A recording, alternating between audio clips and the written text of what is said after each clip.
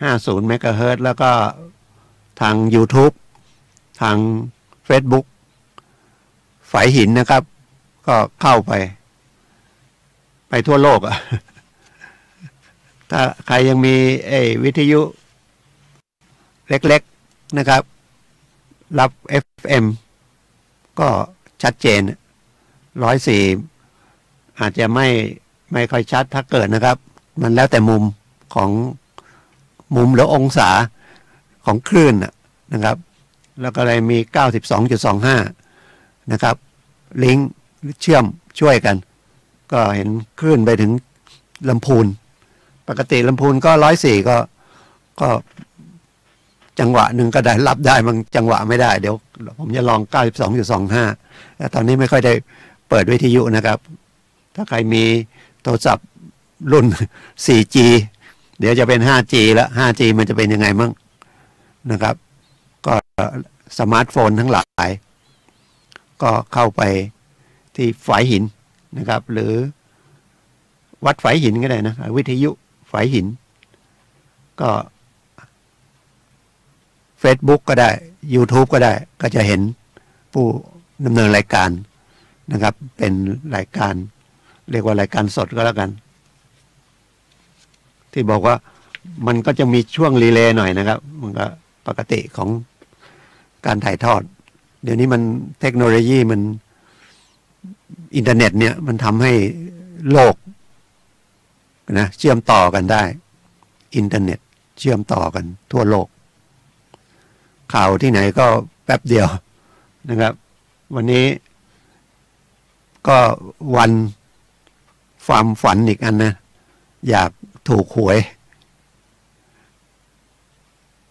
ก็คนซื้อขายลอตเตอรี่กันนะครับแล้วก็มีเลขเริ่มแล้วมั้งเลขที่เหมือนกันนะครับเขาพยายามจะแก้ไขเรื่องหวยเกินราคาจริงๆคือมันจะบอกว่ามันเป็นการเมืองไหมมันก็เป็นการเมืองเนาะมันก็รัฐบาลแก้ไขงานเล็กๆน้อยๆเนี่ยแค่เรื่องฉลากกินแบ่งที่ขาย80 บาทยังไม่ได้เลยแล้วจะไปทำงานอะไรนี่คือการเมืองของที่อื่นเหมือนกันอย่างนี้ไหม ผมก็ไม่ได้เรียนทางรัฐศาสตร์เรียนทางการเมืองนะแต่มันก็ไปพัวพันกับมันยังไงก็เหมือนกับกฎหมายกฎหมายก็เรียนกฎหมายรัฐธรรมนูญนะตอนเรียนระดับปริญญาตรีแล้วก็เคยไปเป็นกรรมการสรรหากกต.ที่ลำพูนอยู่ครั้งหนึ่งแล้วพอถัดมาก็เป็นประธานเพราะว่าธกส.ก็มีที่เป็นรัฐวิสาหกิจที่ผมทำงานตอนนั้นผมยังทำงานอยู่ธกส.ประมาณปี40 41 42ก็ยังไปเป็นสหภาพแรงงานของธกส.นะก่อนเป็นก็เป็นที่จังหวัดแล้วยังไงไม่รู้มีการเลือกตั้งที่กรุงเทพเป็นชุดใหญ่พรรคพวกเขาก็ใส่ชื่อผมก็ไปแล้วก็ชวนผมไปสมัครผมก็สมัครไปก็ได้ไปเป็นกรรมการอยู่ประมาณสักสมัยหนึ่งประมาณสัก3 ปีก็เดินทางไปกรุงเทพไปกลับอย่างน้อยก็เดือนละครั้งไปประชุมนะครับก็เข้าไปก็จะว่ามันเป็นการเมืองไหมมันก็ถ้าเราจะบอกว่าการเมืองก็คือยังไง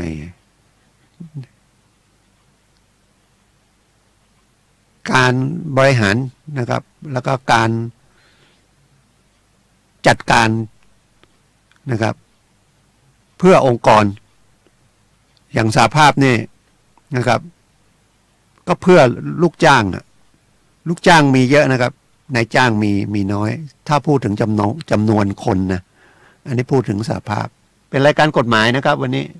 ผมก็มานั่งคุยกับท่านเท่าที่ผ่านนะครับหรือมีประสบการณ์มาก็คือผ่านมานะครับแล้วก็เป็นแล้วก็สังเกตแล้วก็นำมาเล่าเรื่องมันอาจจะนานแล้วแต่ว่ามันก็เป็นปกติ ของมันอย่างนั้นนะฝ่ายลูกจ้างจะเสียเปรียบในจ้างเจ้าของบริษัทเนี่ยมีไม่กี่คนนะแต่อำนาจเยอะเพราะว่าเขาจ่ายเงินเดือนเราแต่ลูกจ้างจำนวนมากเนี่ยรวมกันไม่ติดเพราะต่างคนต่างก็กลัวโดยธรรมชาติของลูกจ้างนี่ก็จิตใจก็ไม่เข้มแข็งพอแล้วก็ไปรับจ้างนะได้เงินเดือนเท่าไหร่ก็เอาละโดนกดขี่โดนอะไรเนี่ยก็ไม่สามารถรวมตัวกันได้แม้แต่เยอะเพราะว่าจะไปรวมตัวก็กลัวโดนเดี๋ยวก็เขาก็ไล่ออกสหภาพมันก็พัฒนามาเรื่อยจนมีเป็นกฎหมายนะครับสหภาพแรงงานก็เฉพาะสหภาพแรงงานอย่างเดียวก็ยังมีสหภาพแรงงานและวิสาหกิจแยกกันนะครับแต่ค้าการนี่ไม่มีสหภาพนะมีถ้าจะตั้งก็ต้องเลี่ยงกันก็เป็นสมาคมนะครับหรือฝ่ายราชการก็เนี่ยดูแล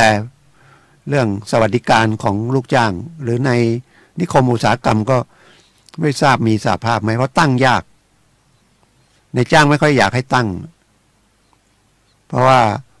เมื่อลูกจ้างเข้มแข็งรู้กฎหมายให้อย่างนี้นะครับมีผู้นำมีอะไรเข้าไปก่อตั้งมีสมาชิกเรื่องค่าแรงมันน้อยไปอาจจะเห็นว่าแล้วทุกครั้งก็จะทำอะไรก็ต้องไปประท้วงเพราะมันไม่มีเครื่องมืออะไรนะมันก็หยุดงานแต่การจะหยุดงานนี่ไม่ใช่ว่าอยู่ดีก็ไปหยุดงานกฎหมายก็เขียนว่าต้องเปิดเจรจาก่อนกับนายจ้างว่าค่าแรงตอนนี้มันต่ำไปไหมแต่ก็มีกฎหมายแรงงานว่าห้ามต่ำกว่านี้แต่จริงๆให้ต่ำเนี่ยมันต่ำเกินไปกับงานที่ทำไหม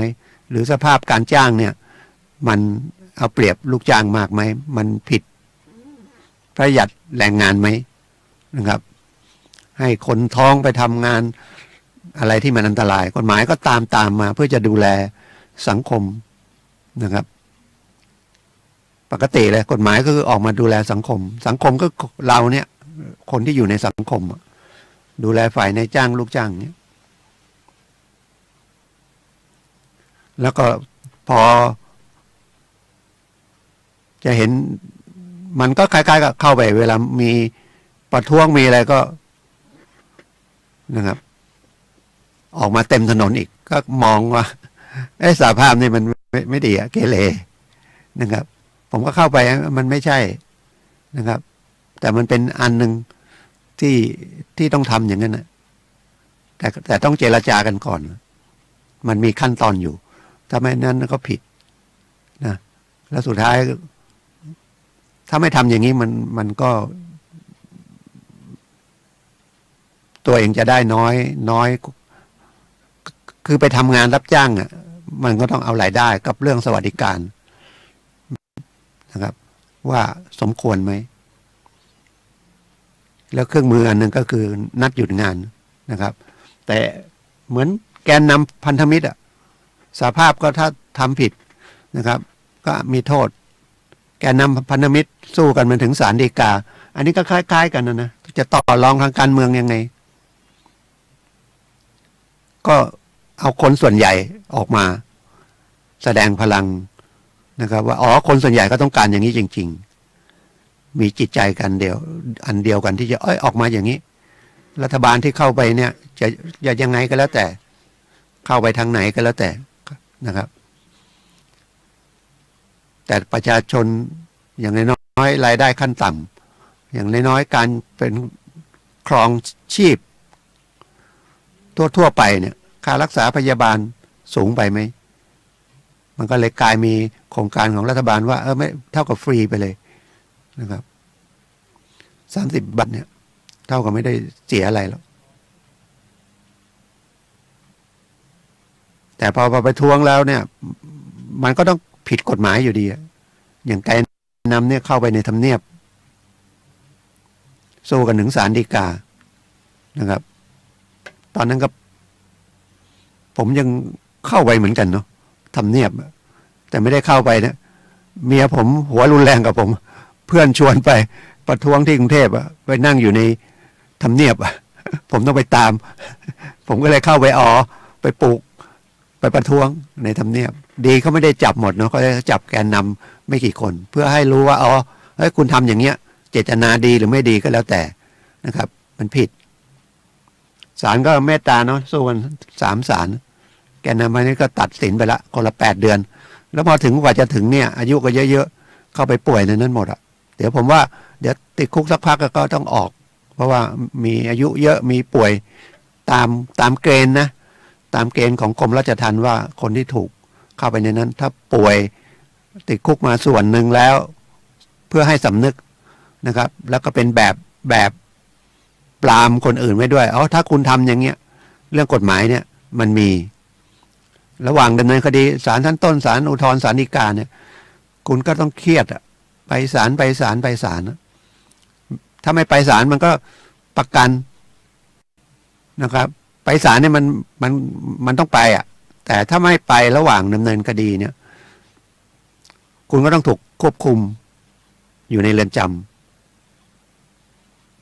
ถ้าไม่ได้ประกันเนี่ยมันสู้กันมาเนี่ยนะ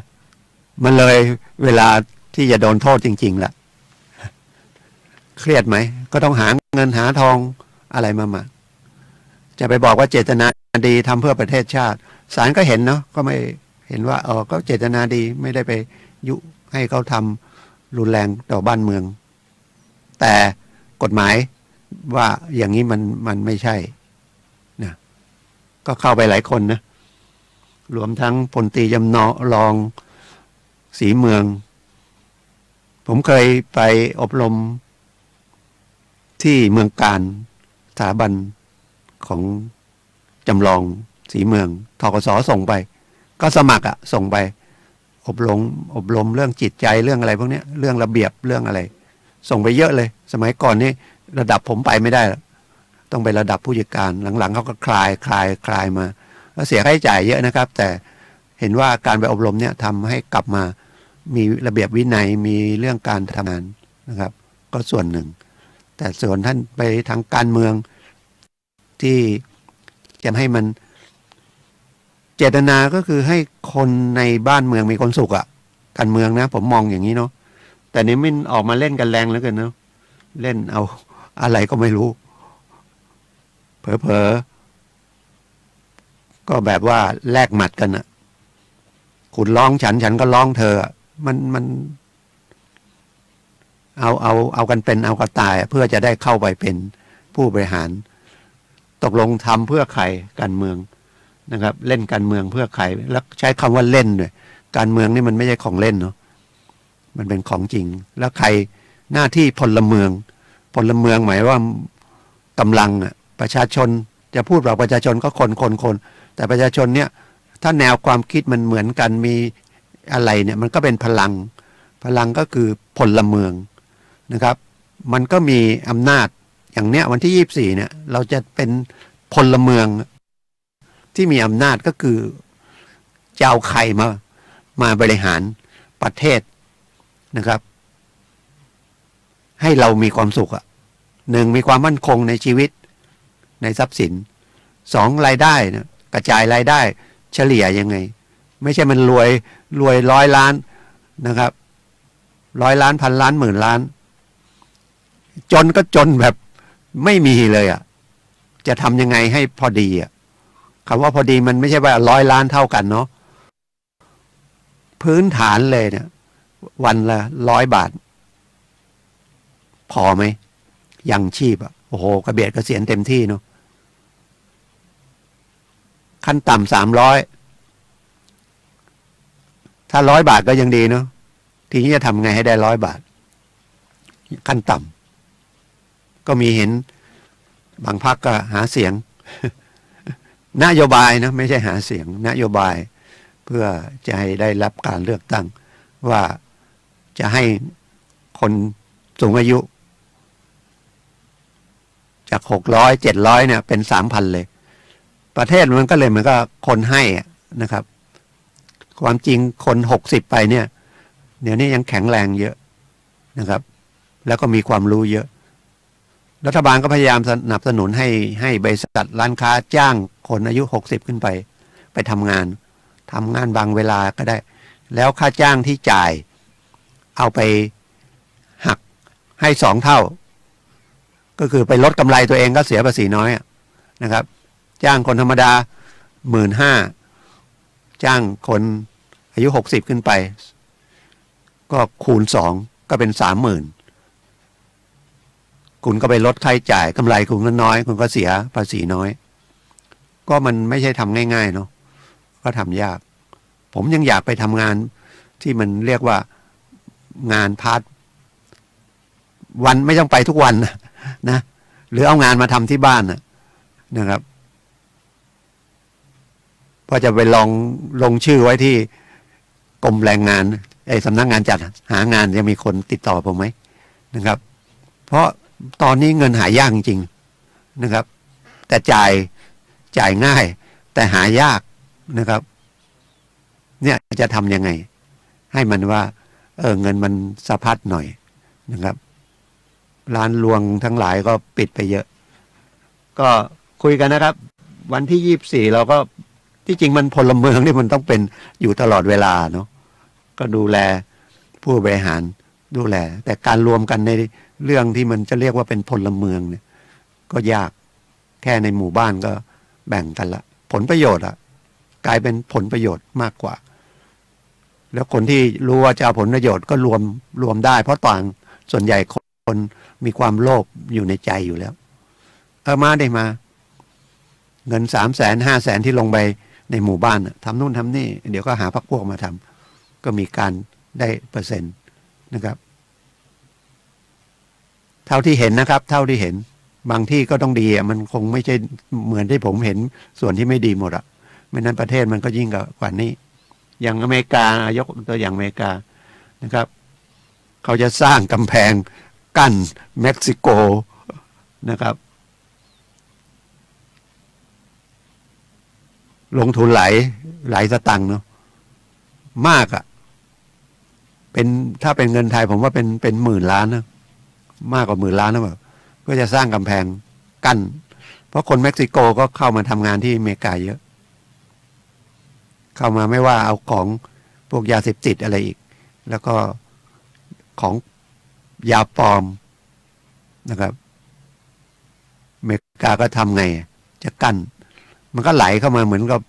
คนลาวคนเขมรเข้ามาบ้านเราแต่เราคงไม่ถึงกับกั้นนะเนาะเราก็เข้ามาโดยถูกต้อง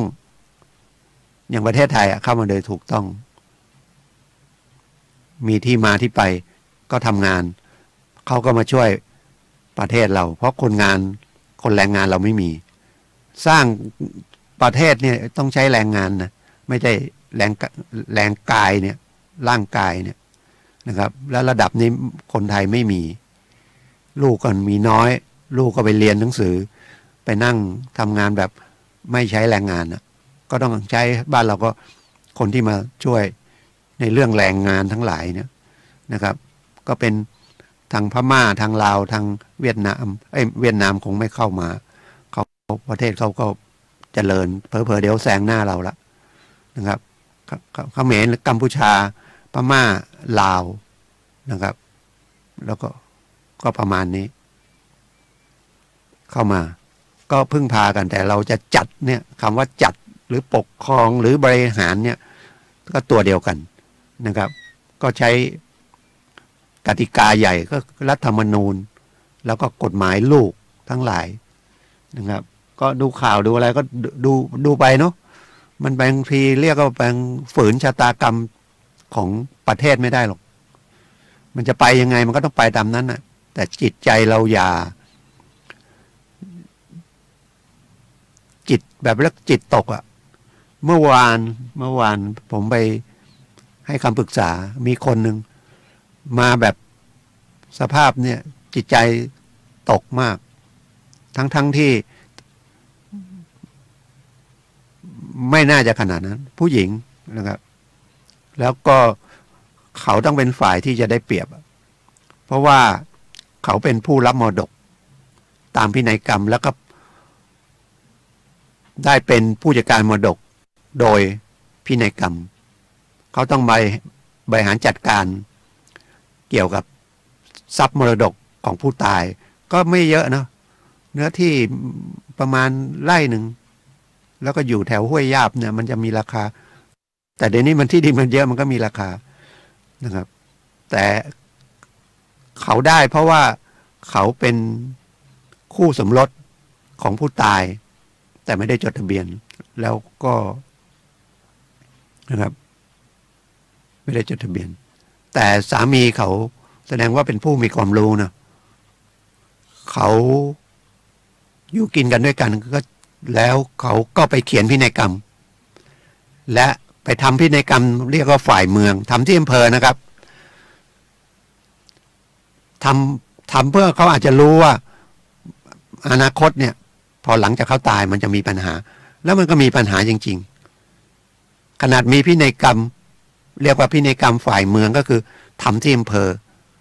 ว่าสมบัติเนี่ยครึ่งหนึ่งที่ดิน1 ไร่เนี่ยครึ่งหนึ่งเนี่ยให้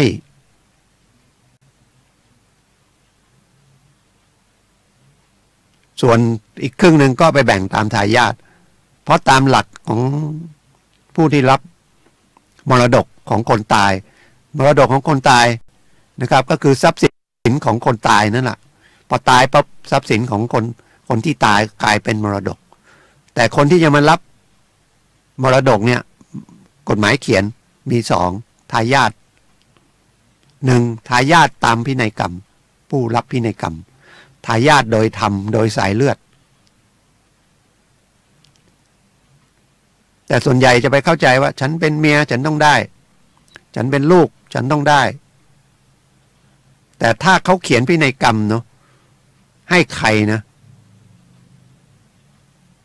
คนนั้นก็ได้ในฐานะผู้ตายระบุว่าต้องให้คนนั้นนี่ไม่ฟัง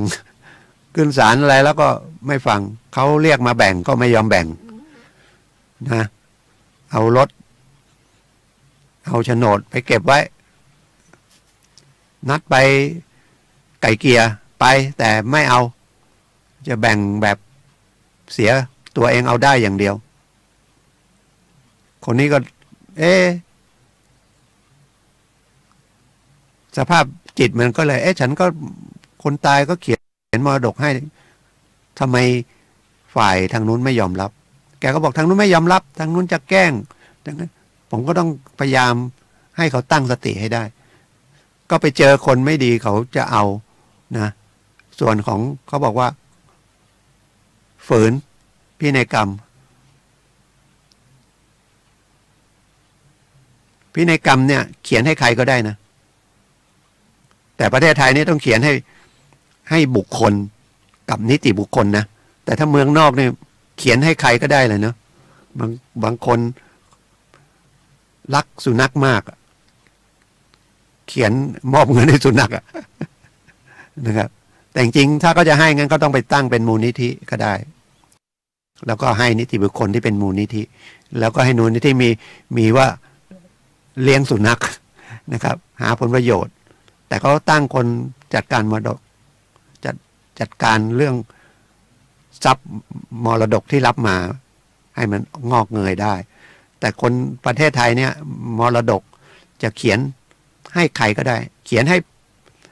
พระก็ได้เขียนให้วัดก็ได้วัดเป็นนิติบุคคลนะครับฉันตายไปที่ดินแปลงนี้จะยกให้วัดเงินในฝากธนาคารเหลือเท่าไหร่ยกให้วัดเขียนเลยนะครับเขียนเองก็ได้พินัยกรรมเขียนด้วยลายมือเองเลยไม่ต้องให้ทนายทำเขียนเลยเมื่อข้าพเจ้าถึงแก่ความตายนะครับทรัพย์สมบัติได้แก่โฉนดที่ดินเลขที่นี้ตั้งอยู่ตำบลนั้นนะครับมีกี่แปลงก็ใส่ไปถ่ายโฉนดแนบพินัยกรรมเลยนะครับพร้อมสิ่งปลูกสร้างบ้านเลขที่เท่าไหร่ใส่เข้าไปรถยนต์และทรัพย์ที่มีในอนาคตเพราะตอนเขียนไม่แน่เลยต่อไม่ใช่เขียนรับตายเลยเนี่ยเขียนแล้วอาจจะอยู่ไปอีก5 ปี 10 ปีระหว่างนี้มีทรัพย์สินอีกก็บอกทรัพย์สินที่มันเกิดขึ้นระหว่างนี้ให้ใครว่าไปนะครับคนที่รับเนี่ยเป็นบุคคลธรรมดาหรือนิติบุคคลก็ได้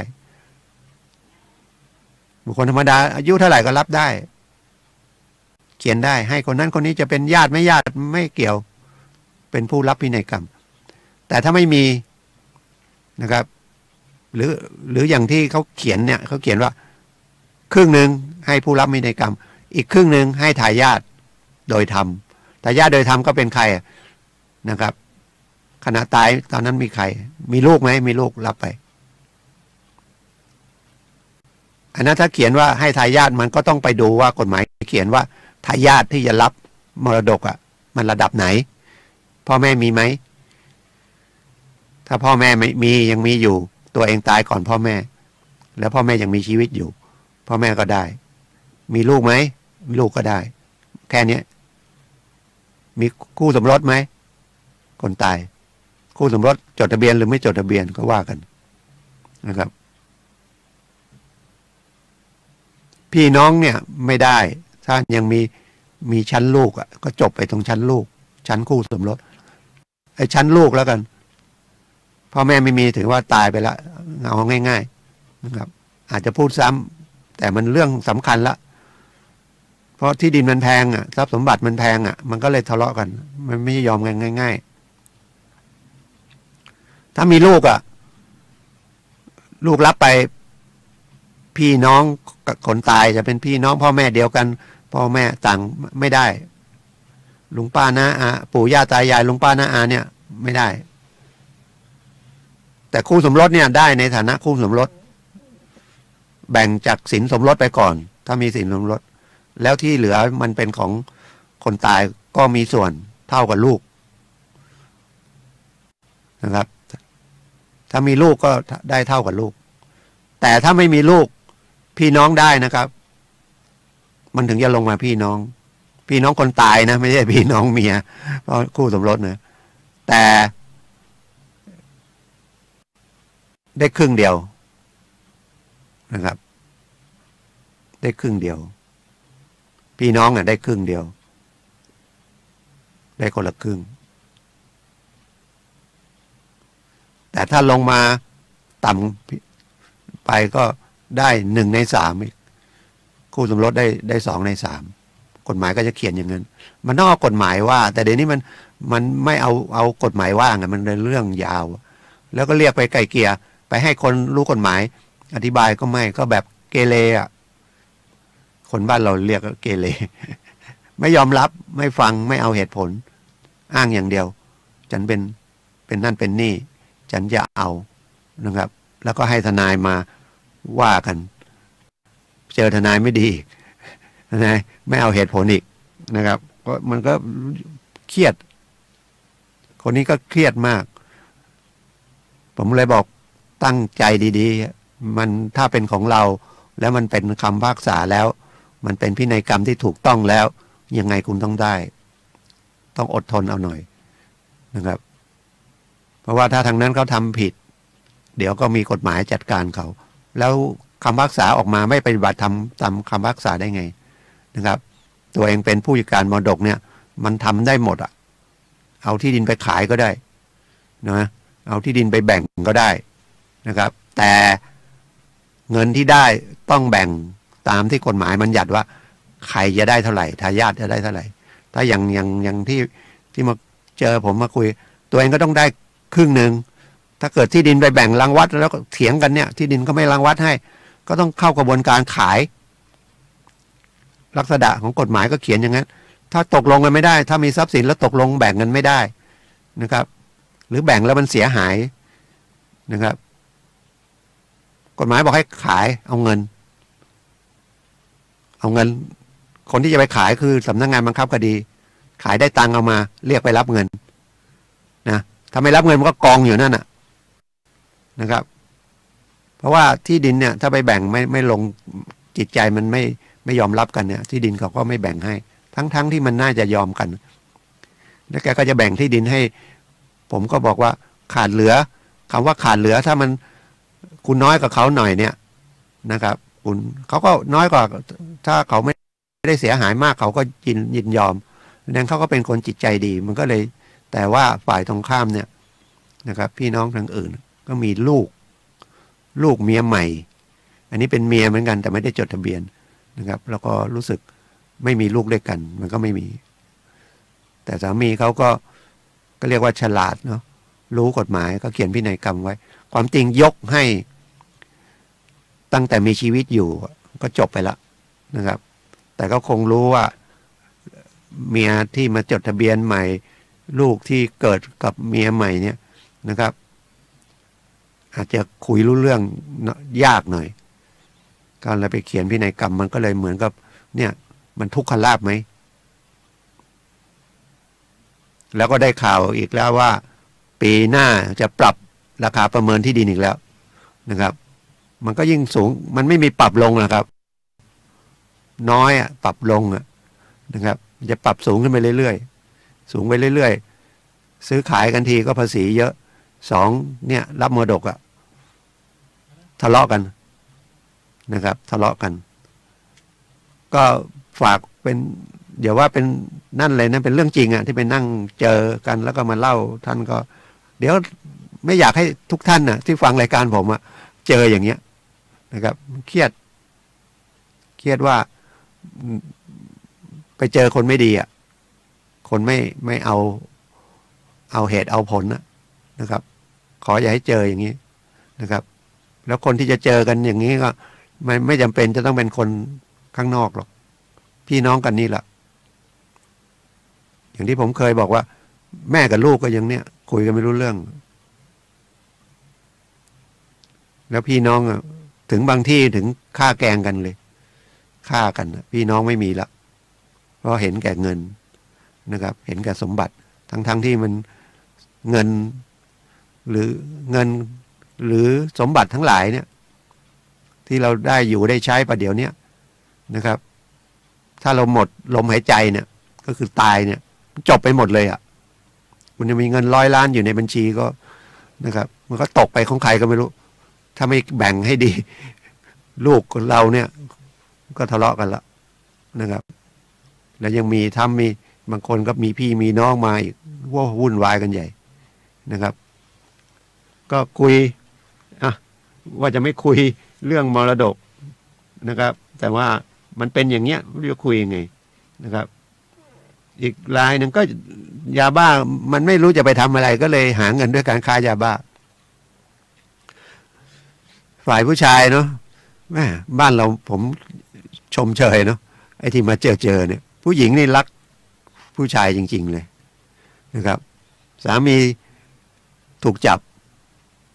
ค้ายาบ้าก็มาถามว่าจะติดคุกกี่ปีจะสู้คดียังไง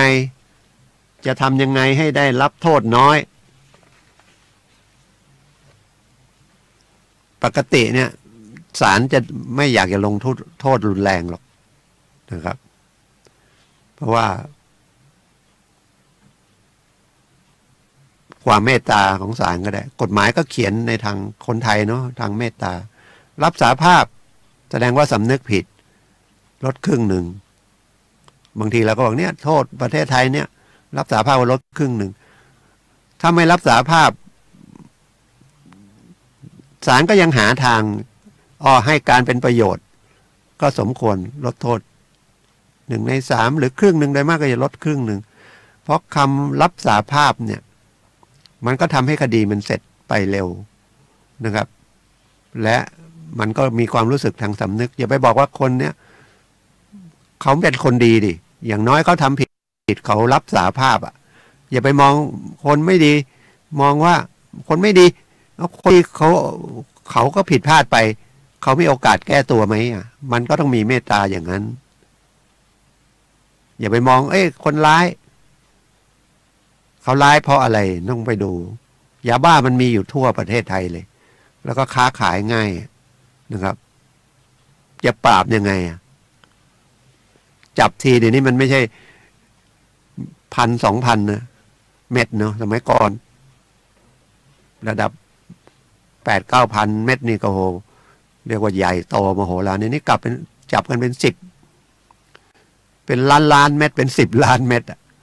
นะต้นทุนมา10 บาทมันผลิตนี่มันเสียต้นทุนสัก5 บาท 10 บาท20 บาทนั่นนะมาขายส่ง30 บาทไปขายต่อก็40 บาทไปขายปลีกก็ประมาณ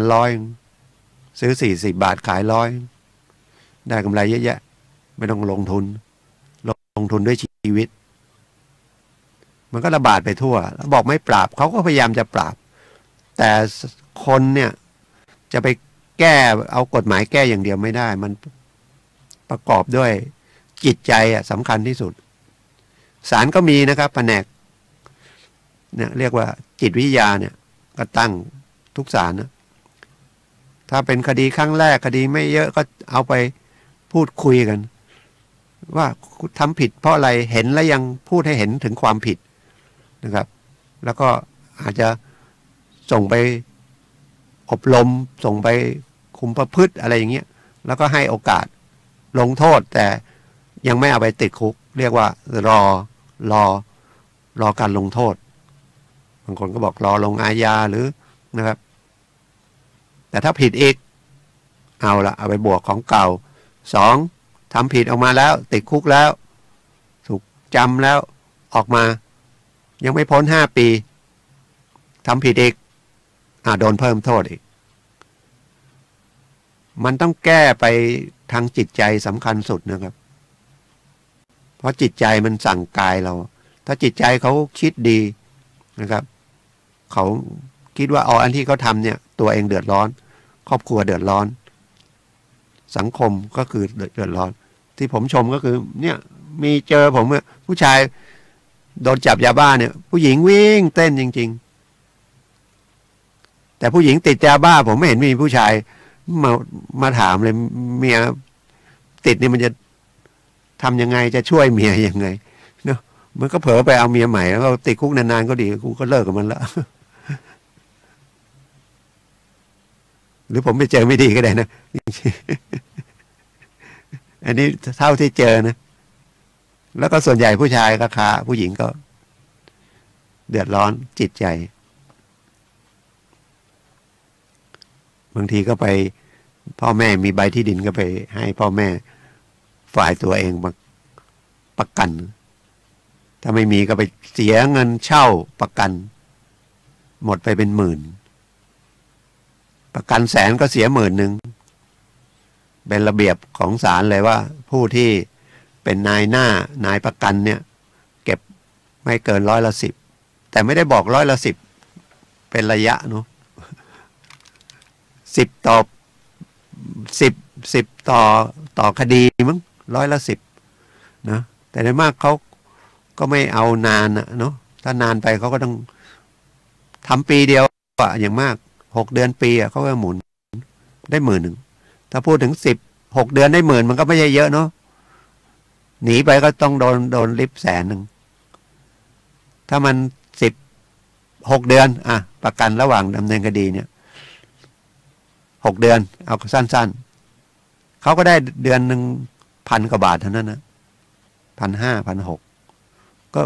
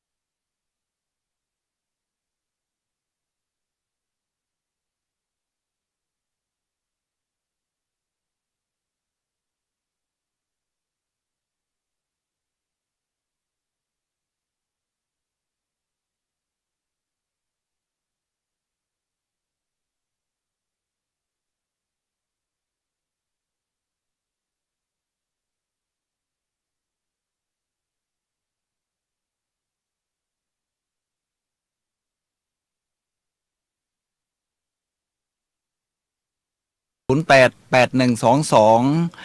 หรับวันนี้นะครับรายการพลังแห่งชีวิตนำเสนอท่านผู้ฟังในเรื่อง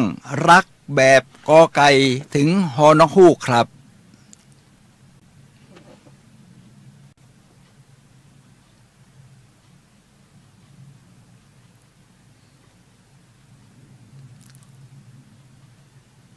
ท่านผู้ฟังครับในช่วงนี้อากาศยังเย็นอยู่นะครับเราก็ต้องระมัดระวังสุขภาพกันไม่น่าเชื่อว่านี่เข้ามากลางเดือนกุมภาพันธ์กว่าๆแล้วอากาศยังหนาวเย็นอยู่ครับก็ถือว่าเป็นสิ่งที่ดีบรรยากาศดีและเพื่อให้เข้ากับบรรยากาศในช่วงนี้ครับท่านผู้ฟังครับในเดือนกุมภาพันธ์เดือนแห่งความรักผมก็นำเสนอในเรื่องที่ทันสมัยวันนี้เป็นวันแบบสบายๆนะครับในเรื่องรักแบบกอไก่ถึงฮอนกฮูกครับซึ่งหัวข้อนี้ผมนำมาจากสิ่งที่แชร์กันในทางโซเชียลมีเดียซึ่งผมเห็นว่าอ่านแล้วมีคุณค่ามีความหมายมากครับวิธีการนี้เขาตั้งชื่อจริงๆว่า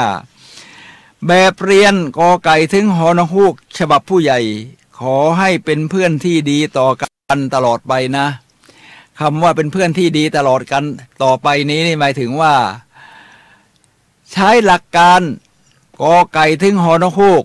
ซึ่งวิธีการนี้ก็คือเขาก็จะนำอักษรไทยนี่แหละคือตั้งแต่ตัวอักษรกอไก่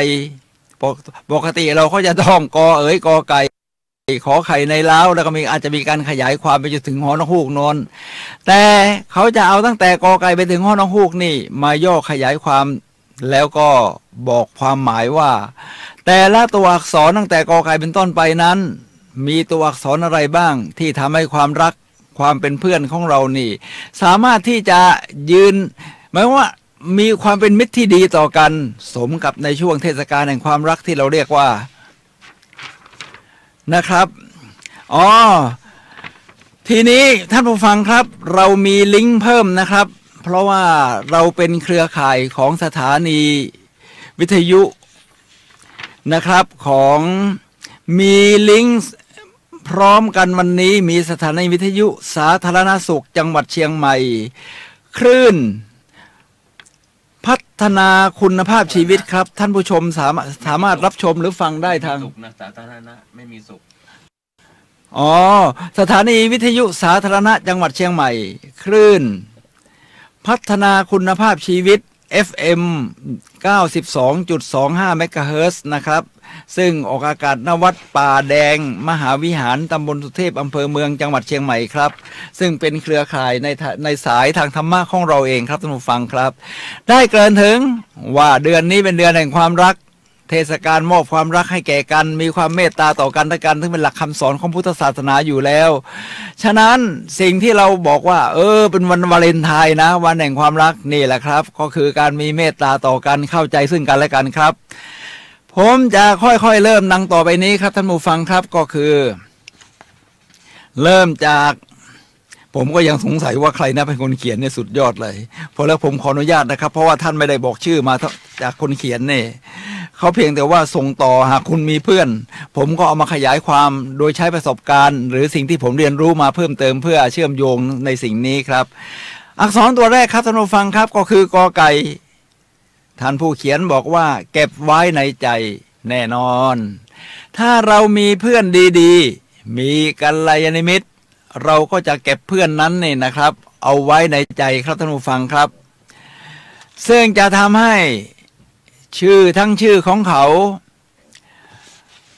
หน้าตาของเขาบุคลิกของเขาอยู่ในใจของเราและเราก็จะไปอยู่ในใจของเขาในชื่อของเขาในสิ่งต่างๆของเขาเก็บไว้ในใจนี่เป็นสิ่งสำคัญครับท่านผู้ฟังครับเพราะกัลยาณมิตรนั้นเป็นเรื่องใหญ่เป็นเรื่องที่เราจะต้องสานเข้ามาอยู่ในใจของเราเลยทีเดียว2ก็คือตัวขอไข่ครับท่านผู้ฟังครับเรียกว่าเข้าใจกันนี่เป็นเรื่องใหญ่นะครับในเรื่องการเข้าใจกันนี่ความเหมือนที่อันเฟรดเฮดเลอร์ซึ่งเป็นนักจิตวิทยาสายความหมายของชีวิตจากกรุงเวียนนาในยุคของซิกมันฟรอยด์เนี่ยนะครับได้บอกไว้ว่า ความทุกข์ความสุขของมนุษย์ล้วนเกิดจากความสัมพันธ์ทั้งสิ้นและความสัมพันธ์นี้มีทั้งความเข้าใจหรือความไม่เข้าใจถ้าเราเข้าใจกันนั้นจะเป็นสิ่งที่สุดยอดทีนี้ถ้าจะเข้าใจกันได้ดีเนี่ยจะต้องทำยังไงครับผมก็ใช้หลักการของ NLP คือทักษะการฟังเนี่ยนะครับท่านผู้ฟังครับทักษะการฟังในคุณเวลาคนสื่อสารกันเขาจะมีความหมายที่ลึกซึ้งอยู่ในใจมากกว่าสิ่งที่เขาพูดเราก็ต้องสังเกตดูอย่างอื่นด้วยเช่นน้ำเสียงสูงต่ำหนักแรงเบามีขัดจังหวะลื่นไหลหรือว่าขาดเป็นช่วงรวมทั้งกิริยาท่าทางแววตาที่เขาแสดงออกจะทำให้เกิดความเข้าใจกันมากยิ่งขึ้นเพราะบางครั้งคนเราไม่กล้าครับที่จะสื่อสารความในใจออกไปทั้งหมดหรืออยากจะพูดทุกคำที่พูดก็ต้องใช้วิธีทักษะการฟังทักษะการฟังนี่มันจะมีอยู่สิ่งหนึ่งครับที่ทำให้เรามีทักษะการฟังที่ดีมากที่ในหลักวิชาการเทคนิคการฟังก็คือคำว่าพาราเฟสครับท่านผู้ฟังครับคำว่าพาราเฟสนี่หมายถึงว่าการพูดทวนคำเมื่อมีเพื่อนของเราพูดมาเราก็พูดทวนคำที่เป็นคีย์เวิร์ดเนี่ยนะครับว่าตรงนี้นะมันสุดยอดตรงนี้มันเป็นความยอดเยี่ยมตรงนั้นจะทำให้เราเกิดความเข้าใจในสิ่งที่เขาสื่อสารมาได้หรือถ้าอีกอย่างหนึ่งเขาเรียกว่าแรปพอคือการถอดแบบทั้งท่าทางของเขาเนี่ยนะครับแววตาเขาออกไม้ออกมืออย่างไรเราก็ออกท่าทางไปด้วยจะทำให้เกิดการความเข้าใจมากขึ้นทีนี้มาถึงข้อคอยสนับสนุนครับคอยสนับสนุนหมายความว่าเพื่อนที่ดีต่อกันนั้นก็คือมีหน้าที่ให้การสนับสนุนกันนะครับคือคล้ายว่าเป็นอุปนิสัยอย่างหนึ่งในการที่จะให้ความสนับสนุนเพื่อนที่ดีต่อกันก็ให้การสนับสนุนผมมีสิ่งหนึ่งที่เพื่อนก็ให้การสนับสนุนนะครับเพราะว่าผมเป็นนักวิ่งหน้าใหม่เพิ่งฝึกมาได้ตั้งแต่เดือนมกรานี่เดือนกุมภาก็แค่เดือนกว่าวิ่งฟันรันมาแล้วตอนวิ่งฟันรัน5.5 กิโลเมตรเนี่ยนะครับคือวิ่งบ้างเดินบ้างทีนี้เมื่อใจมันฮึกเหิมขึ้นรู้สึกวิ่งแล้วมีความสุขมีสมาธิมีสติก็ไปสมัครวิ่งมินิมาราธอนที่เป็นงานแรกในชีวิตเลยนะครับที่จะวิ่งนี้ก็คือจัดขึ้นโดยมหาวิทยาลัยนอร์ทเชียงใหม่ซึ่งจะมีแข่งพรุ่งนี้แหละครับก็คือวันที่17 กุมภาพันธ์ในพรุ่งนี้เนี่ยนะครับเราต้องโน่นนะเจอกัน 5:00 ปล่อยตัว 6 โมงผมไม่เคยวิ่ง10 กิโลเมตรมาก่อนฝึกซ้อมอย่างเก่งที่สุดวิ่งต่อเนื่องโดยไม่สลับเดินเลยเนี่ยนะครับก็ได้ 7.3 กิโลเมตรเมื่อเช้านี้ไปทานกาแฟที่ร้านเบสแคมป์ร้านนี้เป็นทางขึ้นที่จะมาสถานีวิทยุที่FM 104.5 เชียงใหม่ดีนะครับเป็นถนนสุเทพหลังมหาวิทยาลัยเชียงใหม่แวะทานกาแฟร้านนี้เนี่ยนะครับเป็นนักวิ่งกันทั้งร้านแล้วผมว่าตั้งแต่เจ้าของร้านสามีภรรยารวมทั้งแม้แต่เขาเรียกว่าบาริสต้าคนชงกาแฟเนี่ยก็เป็นนักวิ่งเขาเพิ่งไปวิ่งฮาล์ฟมาราธอนมาของ CMU มาราธอนก็คือจัดขึ้นโดยมหาวิทยาลัยเชียงใหม่ผมถามเขาว่าวิ่ง22 กิโลนี่คุณใช้เวลาเท่าไหร่เขาบอกว่าเขาใช้เวลา1 ชั่วโมง 33 นาทีโอ้โหคุณวิ่งเร็วขนาดนี้เลยเหรอเพราะว่าปกติเขาก็ใช้กันเวลานี่2 ชั่วโมงกว่านะครับคนนี้วิ่งไปถึง2 ชั่วโมงผมถามว่าคุณฝึกมานานแล้วยังเขาก็บอกว่าฝึกมาได้แค่6 เดือนเท่านั้นผมก็บอกว่าคุณเป็นนักวิ่งที่ยอดเยี่ยมนี่ก็เป็นกำลังใจนะผมก็เลยเล่าให้เขาฟังว่าผมเพิ่งหัดวิ่งได้มายังไม่ถึง2 เดือนดีนะครับเนี่ยแล้วก็ไปวิ่งฟันรันมาแล้วก็วิ่งบ้างเดินบ้างอย่างที่เราไปฟังนี่แหละทีนี้จะวิ่งฮาล์ฟมาราธอนผมก็บอกเขาว่าเราต้องเตรียมตัวอย่างไรเขาก็แนะนำอย่างนี้ครับเราต้องกินอาหารยังไงวันนี้เนี่ยผมเป็นวันที่ผมจะต้องพักนะผมไปซ้อมไม่ได้เพราะว่ากล้ามเนื้อมันจะใช้งานมากเกินไปผมวันนี้ฉะนั้นเป็นวันที่ผมจะต้องพักแล้วก็เล่าให้เขาฟังว่าผมวิ่งมาได้คือต่อเนื่องเลยเนี่ยนะครับ7 กิโลเมตรกว่าเขาบอกเหลืออีก3 กิโลเมตรคุณเอาเลยแล้วก็เวลาไปวิ่งแข่งจริงๆเนี่ยมันฮึกเหิมคุณวิ่งช้าๆไม่ต้องรีบยังไม่ต้องแข่งกับใครคือแข่งกับตัวเองอย่างเดียวเป็นกำลังใจที่ยอดเยี่ยมครับท่านผู้ฟังครับนี่คือคอควายคอยสนับสนุนนะครับท่านผู้ฟังครับท่านผู้ฟังครับ ทีนี้เรามาดูตรงที่เรียกว่างองูนี่คือเรียกว่าย่อมาจากคำว่างอก็คืองอนง้ออะไรทำนองนั้นนะครับเมื่อรู้ว่าผิดเรียกว่าคนเราไม่ใช่มิสเตอร์เพอร์เฟกต์เรามีทั้งที่เรียกว่าทำได้ดีบ้างปานกลางบ้างแล้วก็อ่อนด้อยบ้างในบางเรื่องหรือพลาดพลั้งในบางโอกาสเมื่อเรามีความบกพร่องแบบนั้นเรารู้ว่าเราผิดเราก็ไปงอนง้อขอโทษเขาบ้างครับผมกับคู่ครองคุณศิรินันท์ ลาวิวัฒน์เราก็มีแบบนี้คือผมก็ผิดพลาดบ้างผมก็ไปงอนง้อก็ใช้วิธีบางทีก็ใช้สื่อออนไลน์นี่แหละครับแล้วก็พิมพ์ไปคือใช้หลักการ NLP อ่ะเวลาสะพานที่จะข้ามจากสิ่งที่เรากลัวหรือเกลียดเนี่ยข้ามไปสู่ฝั่งความรักเราต้องมีประโยคอยู่4ประโยคนี้ก็คือ I love you I am sorry please forgive me thank you ผมรักคุณผมขอโทษโปรดยกโทษให้ผมขอบคุณพอส่งไปนี่บรรยากาศดีขึ้นนะครับแววตาเขาจะรู้สึกเหมือนกับให้อภัยเราหรือบางทีเราก็เข้าไปพูดตรงๆเขาว่าผมรักคุณผมขอโทษโปรดยกโทษให้ผมขอบคุณพูดหลายๆครั้งนี่รายไหนรายนั้นงอนง้อแบบนี้ได้ผลครับท่านผู้ฟังครับ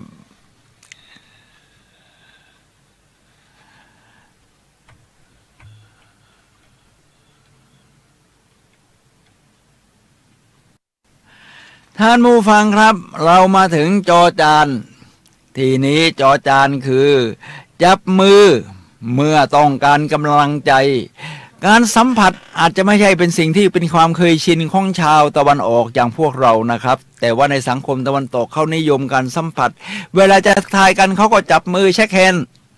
ในเมืองไทยเราก็พัฒนาดีขึ้นสามีภรรยาแต่ก่อนก็ไม่ค่อยกล้าที่จะกอดกันนะครับเวลาตื่นเช้าขึ้นมาเดี๋ยวนี้ก็พัฒนามีการกอดมีการกอดกันมากขึ้นการสัมผัสเป็นการสื่อสารที่ส่งความรู้สึกไปโดยตรงทางผิวกายนี่แหละครับท่านผู้ฟังครับรวมทั้งพลังกล้ามเนื้อฉะนั้นการจับมือกันเดินไปในบางโอกาสก็จะเป็นการให้กำลังใจที่ยอดเยี่ยมเรียกว่าจับมือให้กำลังใจหรือว่าจับมือชูแบบนี้เนี่ยนะครับฉะนั้นเมื่อจะสัมผัสใครให้กำลังใจนี่จับมือเวลาเข้าไปอบรมเนี่ยเขาก็จะมีกันนะครับการสัมผัสมือการจับมือกันตรงนี้เป็นการสื่อสารถึงการให้กำลังใจที่ดีท่านผู้ฟังครับผมจะเลยมาที่ข้อฉอชิงครับเฉยเมื่อใจร้อนคนเรานี่ภาวะอารมณ์นี่ก็เป็นอย่างว่านี่แหละครับมันก็มีขึ้นมีลงฉุนเฉียวบ้างบานกลางบ้างสงบเยือกเย็นบ้างเมื่อโอกาสที่คุณใจร้อนคุณต้องตั้งหลักการไว้เลยนะครับว่าจะเฉยไม่พูดในจังหวะที่เราใจร้อนเพราะสิ่งที่คุณพูดออกไปมันผสมด้วยความใจร้อนทั้งสิ้นคือหมายความว่าออกมาจากสิ่งที่ภาวะอารมณ์คุณยังคุมตัวเองไม่ได้นะนั้นคุณเงียบไว้ครับเฉยผมก็ใช้วิธีการนี้แหละถ้ารู้สึกคุณยินมากๆเนี่ยก็เฉยหรือไม่ก็เดินออกห่างไปก่อนพอสงบแล้วค่อยๆกลับเข้ามาหรือถ้าสามารถสื่อสารได้ฉะนั้นการเฉยนี่นะครับเป็นสิ่งที่ดีนะครับแทนที่จะพูดคำลบๆออกไปอารมณ์ฉุนเฉียวน้ำเสียงกิริยาท่าทางที่มันหยาบกระด้างนี่คือข้อเรื่องของความเฉยทีนี้ท่านผู้ฟังครับเรามาตรงนี้ครับชอช้างคือช่วยเหลือกันการช่วยเหลือกันนี่เป็นสิ่งที่ดีครับท่านผู้ฟังครับช่วยเหลือกันนี่ก็คือมันมีตั้งหลายวิธีถ้าท่านมีกำลังทรัพย์ท่านก็แบ่งปันนะครับถ้าท่านมีกำลังใจก็แบ่งปันกำลังใจหรือถ้าท่านมี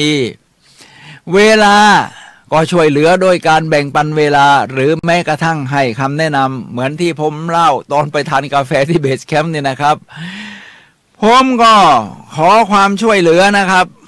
คำแนะนำจากนักวิ่งที่เขาเกี่ยวข้องกับร้านเบสแคมป์ที่เป็นร้านกาแฟนี่นะครับทุกคนให้คำแนะนำอย่างดีรวมทั้งภรรยาของเจ้าของร้านนี่เขาเป็นนักวิ่งประเภทอันตรานะครับอันตราคือหมายความว่าวิ่งแบบเข้าป่าว่างสมบุกสมบันวิ่งเกิน42กิโลเมตรวิ่งกันทั้งวันนี่นะครับบางแห่งเขาจัดนี่วิ่งกัน50กิโลเมตรหรือ100กิโลเมตรเขาก็ให้กำลังใจว่าไม่เป็นไรครับคุณลุงลองดูข้อสู้ตั้งใจแล้วก็เวลาเราไปวิ่งนี่มันจะฮึกเหิมกำลังใจมันจะมาเวลาผมเดินออกจากร้านเขาก็ยังบอกเลยนะครับว่าส่งกำลังใจ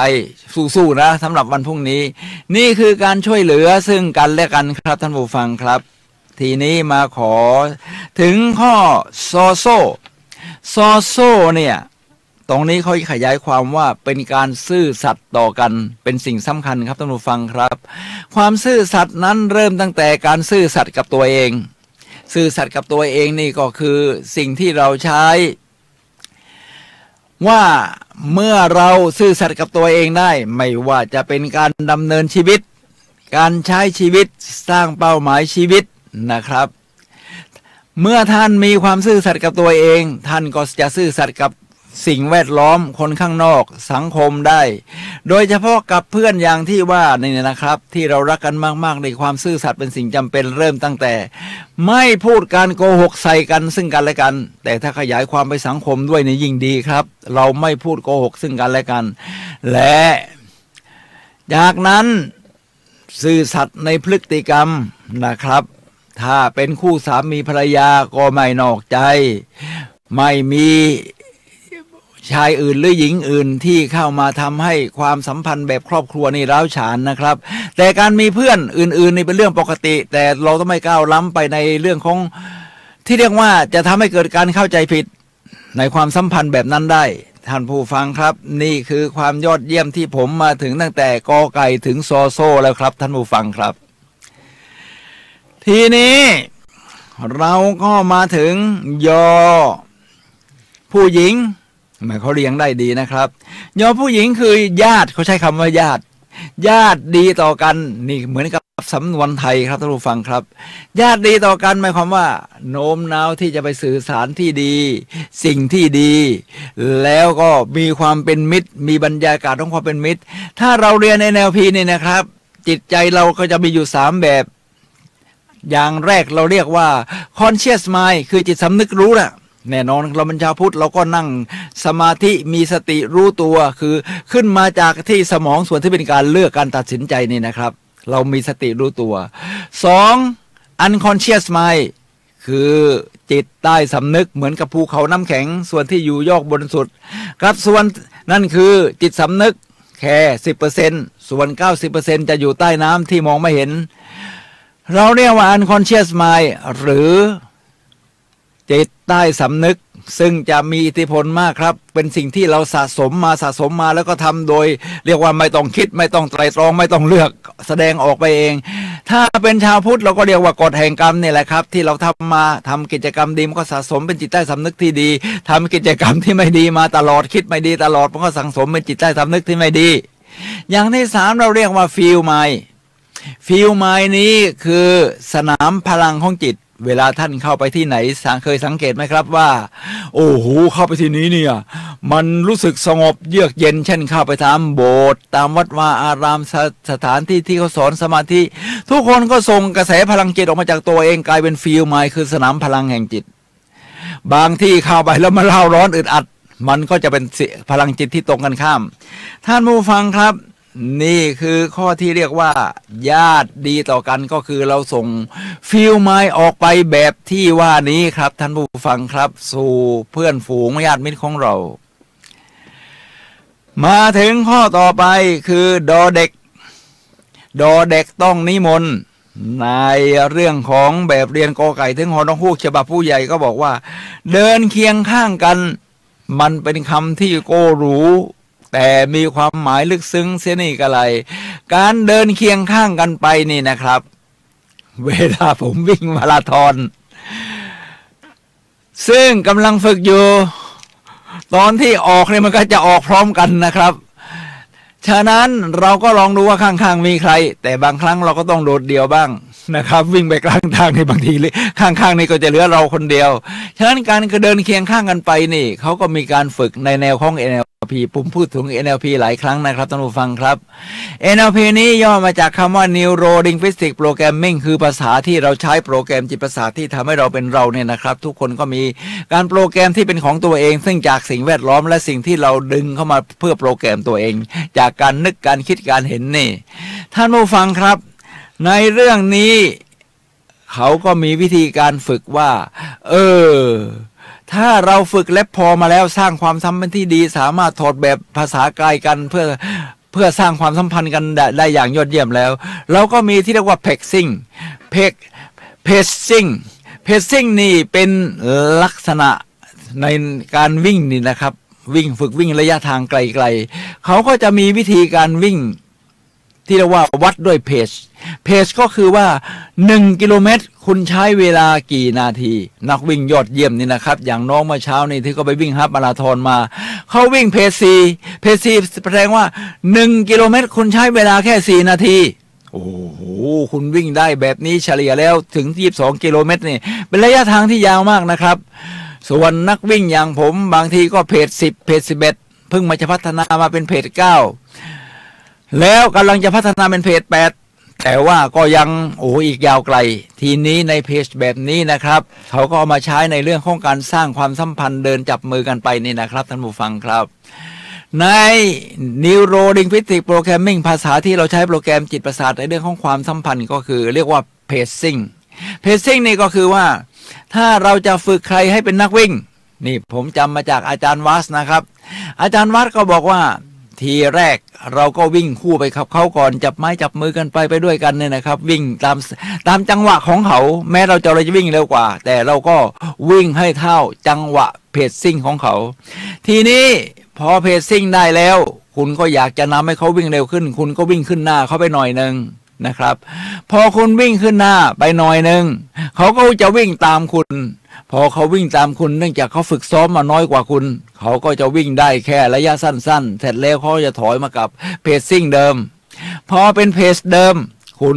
เพื่อที่จะรักษาน้ำใจน้ำมิตรนี่นะครับจับมือกันไปคุณก็ต้องถอยกลับมาครับท่านผู้ฟังครับคุณถอยกลับมาให้วิ่งเพจซิ่งเพจเดิมของเขาเนี่ยนะครับจากนั้นพอเพจเดิมกันได้เท่าไหร่คุณก็นำอีกเขาก็ตามอีกคุณก็ถอยกลับมาอีกแบบนี้เรียกว่าจับมือกันไปนี่นะครับท่านผู้ฟังครับ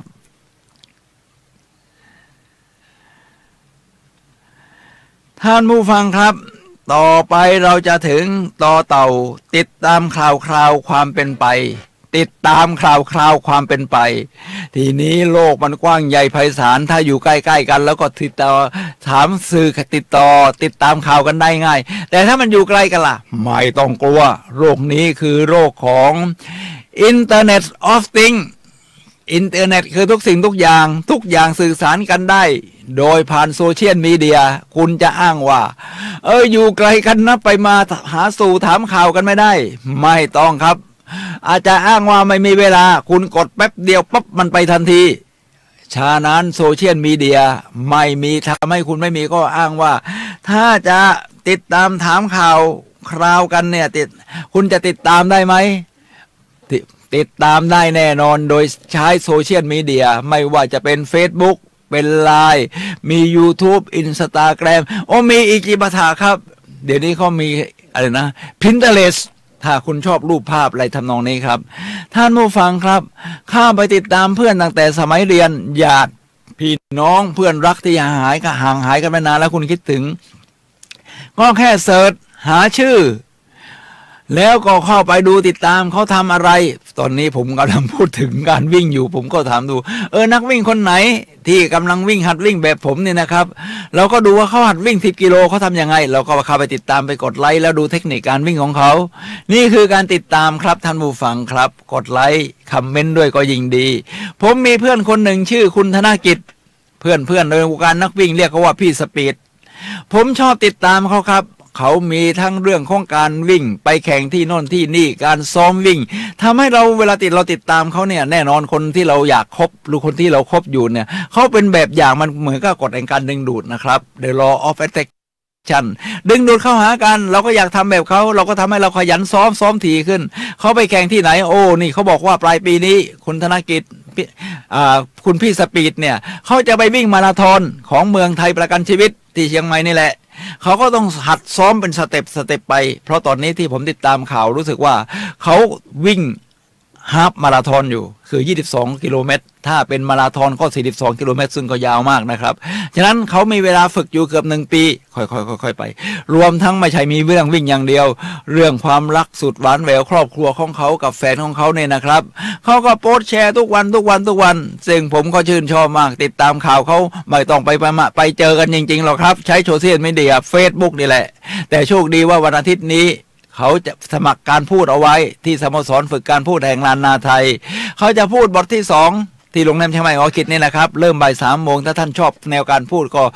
ผมขอเชิญนะครับสโมสรฝึกการพูดแห่งลานนาไทยเขาพูดบทที่2คือพูดเรียกว่าสิ่งที่เขาประทับใจผมก็อยากจะฟังว่าอะไรที่ทำให้มิสเตอร์สปีดของเราประทับใจครับท่านผู้ฟังครับทีนี้มาถึงถอถุงก็คือการไถ่ถามทุกสุขผมเติมคำว่าดิบเข้าไปด้วยไถ่ถามทุกสุขสมัยก่อนเราใช้โทรศัพท์ถ้าลูกไปเรียนต่างประเทศนี่นะครับโอ้ต้องจับเวลาไปเลยคุยไปแล้วกี่นาทีเพราะนาทีนึงนี่มันหลายบาทสมัยนี้ไม่ต้องโซเชียลมีเดียสามารถรวมทั้งแม้กระทั่งไลน์นี่นะครับผมว่าดีที่สุดแล้วถ้าจะโทรศัพท์นี่ใช้ไลน์ครับโทรเพราะว่า Wi-Fi นี่คุณก็เช่าเหมาเป็นรายเดือนอยู่แล้วลูกไปเรียนต่าง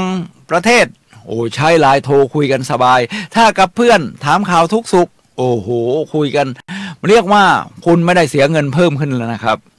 หรือถ้าคิดว่าเพื่อนเขากำลังยุ่งอยู่ไม่พร้อมที่จะพูดแบบตรงๆกับเราก็โพสต์เข้าไปในโซเชียลมีเดียไม่ว่าจะเป็น Facebook เป็นไลน์ทักทายเข้าไปเซฮัลโหลสบายดีไหมตอนนี้ทำอะไรอยู่บ้างมีอะไรก้าวหน้าที่อยากจะแบ่งปันกันไว้เพื่อนอะไรทำนองนี้นะครับนี่คือข้อถอถุงแล้วครับท่านผู้ฟังครับท่านผู้ฟังครับขณะนี้ท่านกำลังรับฟังรายการพลังแห่งชีวิตรายการเพื่อการสร้างแรงบันดาลใจโดยผมสุนัย ละหวิวัฒน์ครับผู้ดำเนินรายการ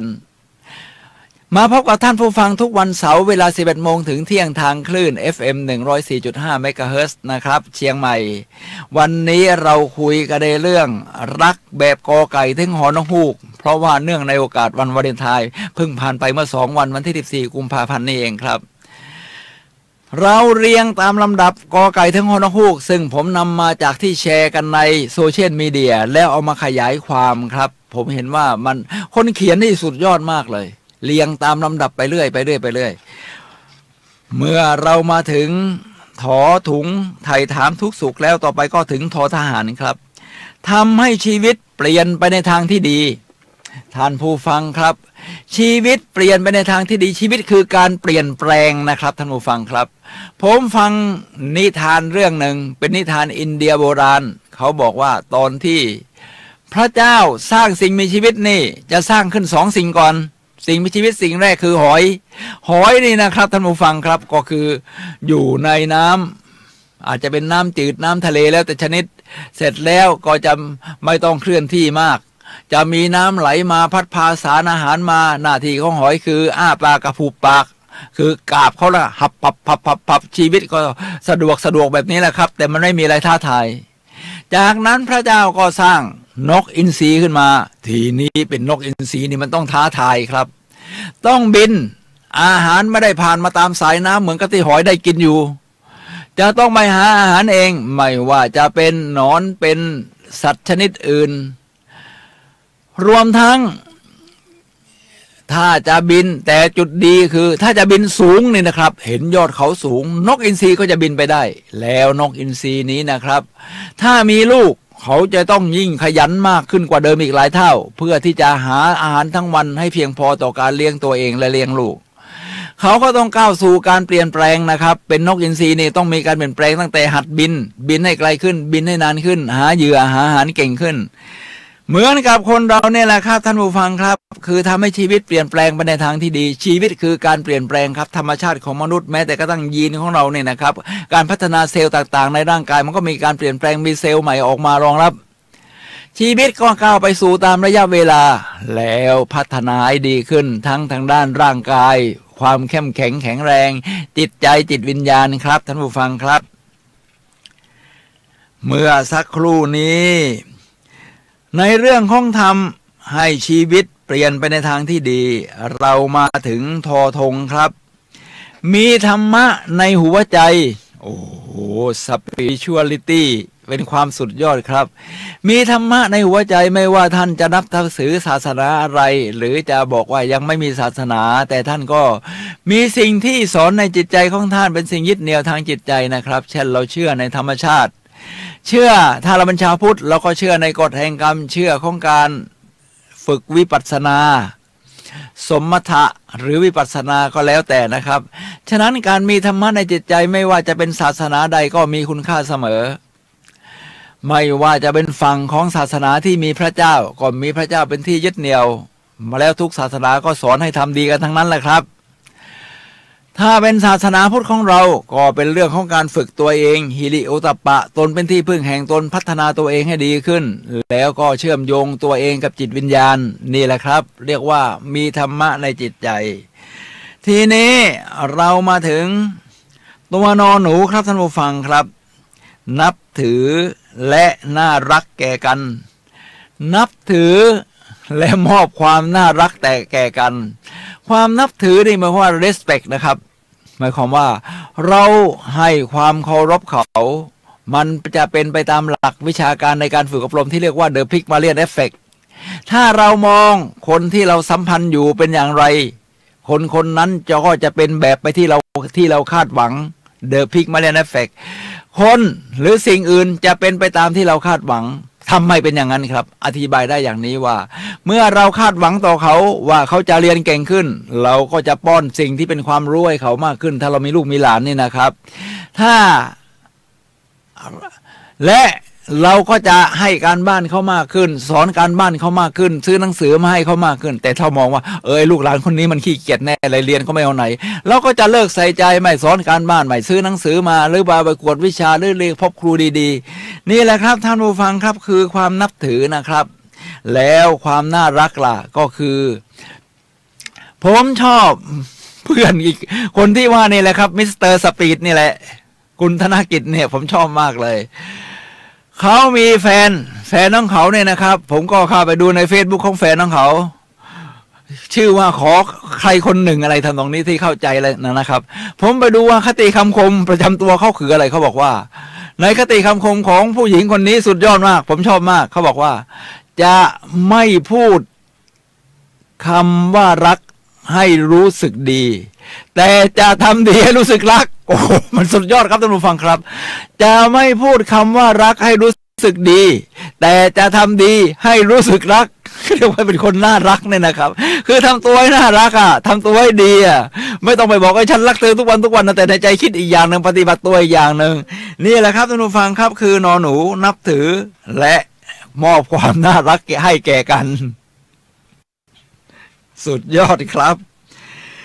ทีนี้เรามาถึงบอใบไม้ครับท่านผู้ฟังครับบอใบไม้บอกความจริงกับคนที่เรารักครับไม่ใช่เที่ยวประกาศกับทุกคนนะครับพอเราพูดถึงคนที่เป็นกัลยาณมิตรของเราเขาก็จะยอมรับในสิ่งที่ว่ายอมรับอย่างสิ่งที่เราเป็นนะครับฉะนั้นเรามีข้อบกพร่องก็ไม่ต้องไปปกปิดเราก็บอกเขาได้หรือไปทำอะไรผิดพลาดมาเราก็บอกเขาได้ผมชอบดูหนังฝรั่งนะครับหนังฝรั่งเวลาเขาไปทำอะไรมาผิดพลาดเนี่ยนะครับคู่รักหรือคู่สามีภรรยาเขาก็จะเปิดเผยว่าผมไปทำสิ่งนั้นผิดพลาดมาครับผมพร้อมที่จะเข้าใจสิ่งที่ผมทำพลาดไปและผมพร้อมที่จะแก้ตัวฉะนั้นถ้าจะไปเหมือนกับว่าคอยปิดบังนี่นะครับคือความลับแบบนี้เนี่ยเมื่อเราสัมพันธ์กันที่ใกล้ชิดกันแบบนี้สักวันหนึ่งมันก็ต้องออกมาฉะนั้นถ้าคุณเปิดเผยได้ว่าคุณเคยพลาดอะไรมาเนี่ยนะครับก็บอกได้ครับเพราะถ้าเขาไม่ยอมรับอย่างที่เราเป็นหรือประวัติของเราเนี่ยนะครับมันก็ความที่จะเชื่อใจนับถือต่อกันมันก็ไม่มีแต่ถ้าเขายอมรับสิ่งที่เราเป็นความเชื่อต่อเราที่เราประวัติของเรามีนี่ผมว่าเป็นสิ่งยอดเยี่ยมครับท่านผู้ฟังครับเราต้องยอมรับอดีตของเราเองประวัติของเราเองไม่ว่าอยากดีมีจนอะไรก็ตามแต่และเราก็พร้อมที่จะพัฒนาไปสู่แนวก้าวหน้ายอดเยี่ยมชีวิตที่ดีขึ้นผมชอบนักพูดคนหนึ่งครับเพิ่งฟังบทที่หนึ่งไปเมื่อสัปดาห์ที่ผ่านมาเป็นนักพูดผู้หญิงเขาเรียนหนังสือไม่มากครับรู้สึกจะจบแค่มัธยมปลายแล้วเขาก็บอกว่าตอนเด็กๆเขาเรียนไม่จบคือเรียนได้ไม่มากเพราะที่บ้านครอบครัวยากจนผมว่าถ้าเรายากจนเราก็บอกไปสิว่าเรายากจนครอบครัวยากจนทำไมไม่ยากจนแล้วอดีตคุณยากจนมากคุณครอบครัวสมัยเด็กๆคุณยากจนแล้วคุณมาทำเป็นรวยทำไมล่ะเพราะมันไม่จริงแต่ถึงตอนนี้ไม่ใช่ว่าคุณจะยากจนตลอดไปคุณก็สามารถที่จะพัฒนาตัวเองเปลี่ยนไปสู่ความก้าวหน้ามีความมั่งคั่งมากขึ้นสู่ชีวิตที่ดีขึ้นได้ก็เป็นการเปลี่ยนแปลงตัวเองเหมือนข้อที่เราพูดนี่แหละครับท่านผู้ฟังครับ ข้อต่อไปคือปอปลอบใจเมื่อท้อโอ้ตัวนี้เป็นความสุดยอดนะครับเวลาเราท้อในบางทีเราก็ระบายหรือแสดงอาการให้เห็นแค่มีคนปลอบใจนี่นะครับท่านผู้ฟังครับผมชอบเพลงหนึ่งตอนนี้ก็กำลังฝึกร้องอยู่เพลงรู้สึกว่าในวันที่ท้อแท้ขอเพียงแค่คนหนึ่งผมก็จำชื่อเพลงอะไรไม่ได้เข้าใจว่าเป็นกำลังใจหรืออะไรสักอย่างนั่นนะคือในวันที่ท้อแท้ขอเพียงแค่มีใครสักคนหนึ่งที่เข้าใจแล้วก็คอยว่าไม่เป็นไรนะชีวิตเราเริ่มต้นใหม่ได้เสมอพูดง่ายๆแค่นี้นะครับเมื่อเช้านี้ผมเพิ่งโพสต์ไปใน Facebook เป็นคำพูดของมาร์ค ทเวลกวีชื่อดังของชาวอเมริกันบอกว่าแค่คำชมเพียงวลีหรือประโยคเดียวจะทำให้ผมเรียกว่าอยู่ได้ไปถึง2 เดือนเป็นคำปลอบใจให้กำลังใจที่ยอดเยี่ยมครับท่านผู้ฟังครับทีนี้มาถึงข้อผอพึงผายมือต้อนรับเสมอผายมือนี่ผายมือนะครับหมายความว่าถ้าเป็นเพื่อนเป็นกัลยาณมิตรแน่นอนว่าคุณคงไม่ใช่ว่าจะผายมือต้อนรับกับใครก็ได้ทุกคนเพราะบางคนถ้านิสัยไม่ดีไม่ตรงจริตคุณดีผมว่าคุณวิธีคบเพื่อนคุณแบบนี้ก็ต้องออกห่างแต่ถ้าเพื่อนเป็นเพื่อนที่ดีเป็นความยอดเยี่ยมเนี่ยนะครับคุณก็ผายมือต้อนรับเนี่ยครับถ้าคนอยากเป็นนักวิ่งผมก็ผายมือต้อนรับนักวิ่งคนที่เป็นแรงจุบันดาลใจให้ผมมาฝึกวิ่งเอาตอนอายุมากแล้วเนี่ยนะครับเขาชื่อคุณเจตครับอายุเท่าผมเลยเราเต้นแอโรบิกด้วยกันตอนที่ผมเต้นแอโรบิกเต้นกับเขาเนี่ยผมก็ดูว่าท่าเต้นเขาไม่ค่อยเท่าไหร่นะท่าเต้นของผมฟิตฝ่านะคือคักกว่าแต่เขาเป็นนักวิ่งเขาบอกว่าเขาวิ่งเนี่ยผมก็ถามเปรียบเทียบว่าแล้วการวิ่งกับไปการเต้นแอโรบิกมันต่างกันไหมเขาบอกโอ้ต่างกันลิบลับเลยตอนวิ่งนี่เหนื่อยมากมันเหนื่อยสุดๆเลยแอโรบิกนี่มันก็อย่างนั้นเราอู้ได้แต่นู่นมันต้องวิ่งไปเรื่อยๆไม่หยุดอ่ะผมก็เลยไปฝึกวิ่งบ้างคุณเจก็บอกว่าแทนที่จะหายใจลดทิ้งไปเฉยๆนะคุณก็ไปฝึกวิ่งให้มันรู้สึกออกกำลังกายออกกำลังใจได้บ้างผมก็ค่อยทยอยฝึกวิ่งมาได้สักเดือนกว่า2 เดือนนี่แหละครับท่านผู้ฟังครับค่อยๆวิ่งแต่ก่อนสลับเดินตอนนี้พยายาม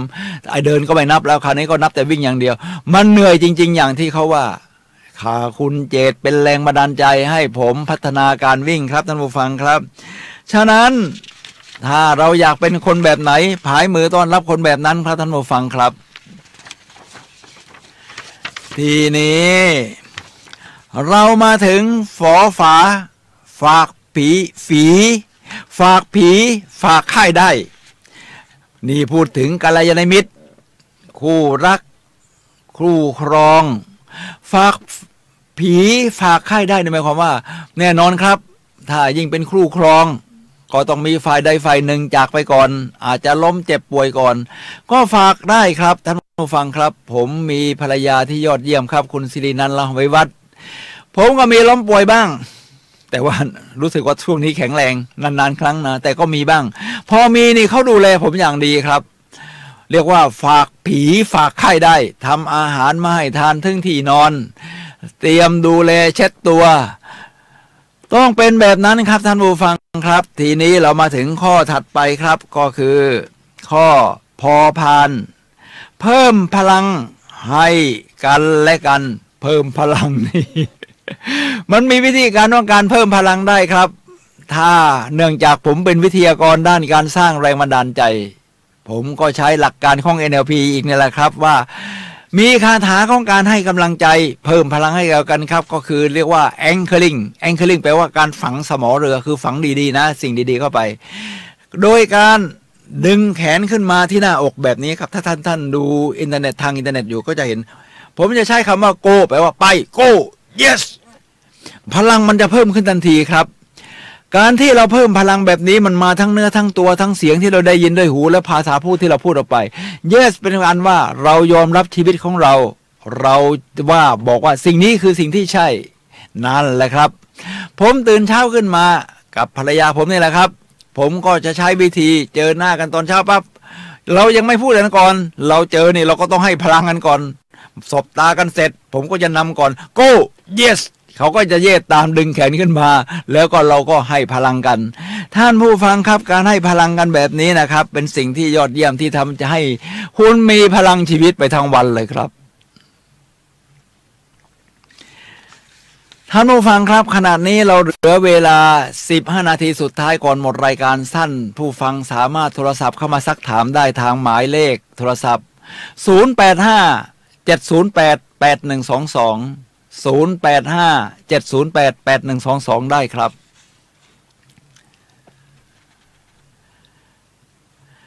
ท่านผู้ฟังครับมาถึง for fun แน่นอนย่อมาจากคำว่าฟังกันเสมอการฟังเป็นความยอดเยี่ยมครับท่านผู้ฟังครับฟังนี่ไม่ใช่เฉพาะใช้หูพึงอย่างเดียวใจเราเปิดกว้างไม่ตัดสินเขาแล้วก็สายตาคอยสังเกต